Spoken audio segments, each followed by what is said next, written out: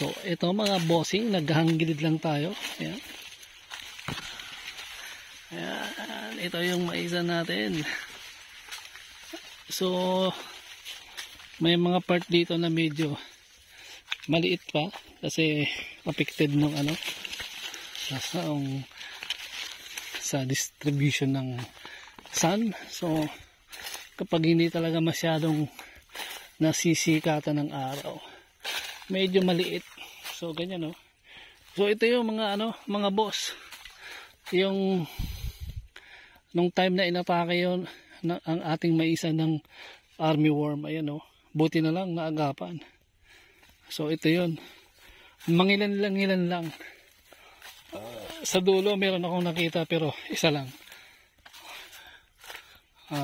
Yan.